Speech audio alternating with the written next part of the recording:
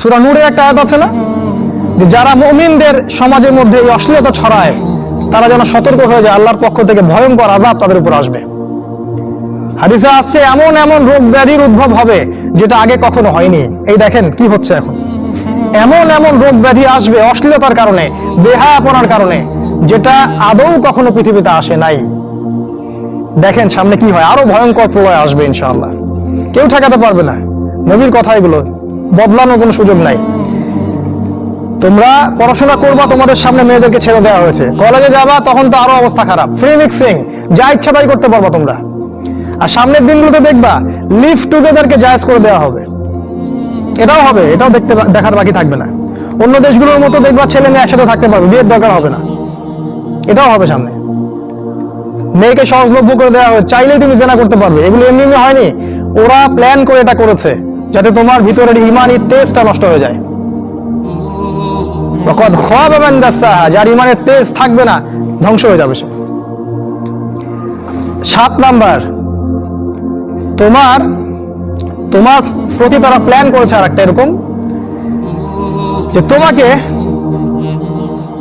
ইসলামের মধ্যে যখন তুমি ইসলাম ফলো করতে চাইবা, কোনোভাবে যদি তুমি ইসলাম ফলো করতে চাও, তখন দেখবা ইসলামের মধ্যে এসে হাজারটা দলাদলি, হাজারটা। তখন তুমি কনফিউজড হয়ে যাবা যে কোথায় যাব আর কোথায় হক পাবো। যারা ইসলাম পন্থী তাদের মাঝেও তারা এমন একটা চক্রান্ত করে দিয়েছে যাতে মুসলিমরা মুসলিমদের সাথে সারা জীবন মারামারি কাটাকাটি করতে থাকে। বাস্তবতা দেখেন তাই হচ্ছে। এভাবে তারা তোমাকে ওদের গোলাম বানানোর প্ল্যান করেছে। 8 নাম্বার, রিজিক, তোমাকে সারাদিন রিজিকের টেনশন দিয়ে রেখেছে ওরা।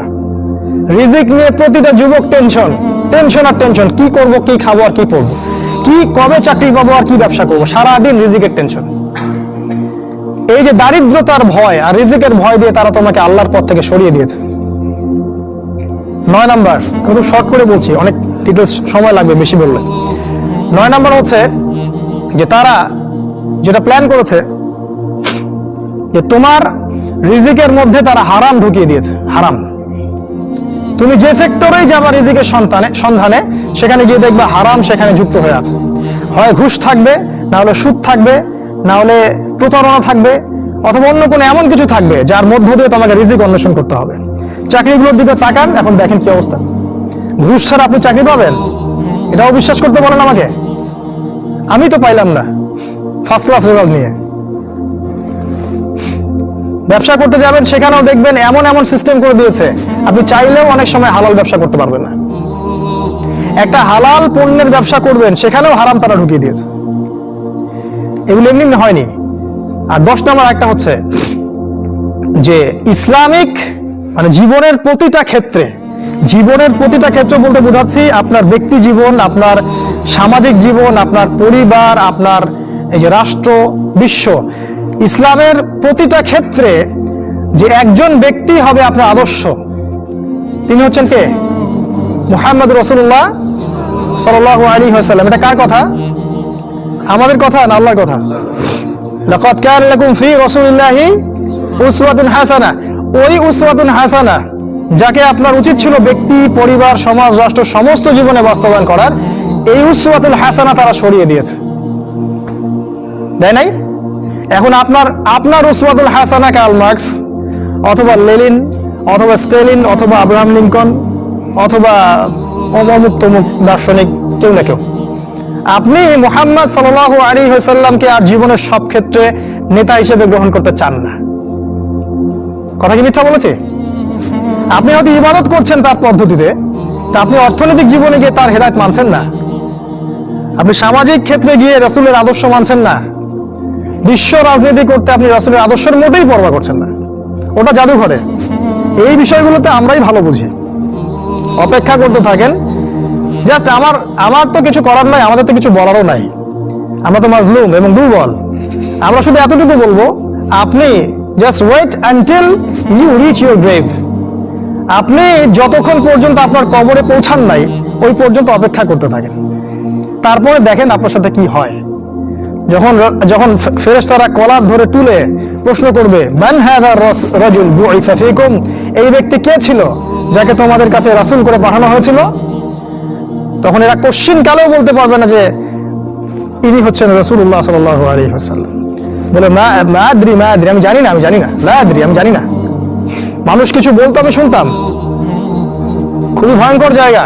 একজন সাহাবীর নাম বলি, সাদ বিন মুয়াজ রাদিয়াল্লাহু আনহু। নাম শুনেছেন? তোমরা তো শোনো নাই মনে হয়। সাদ বিন মুয়াজ এত ভালোবাসতেন নবী তাকে, তার মৃত্যুতে রাসূল সাল্লাল্লাহু আলাইহি ওয়াসাল্লাম এত কষ্ট পেয়েছিলেন।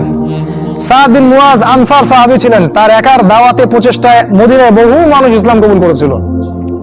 এই মানুষ খন্দকের যুদ্ধে তার গায়ে একটা তীর লাগে, প্রচুর রক্ত প্রবাহ হয় এবং তিনি মারা যান, শহীদ হয়ে যান।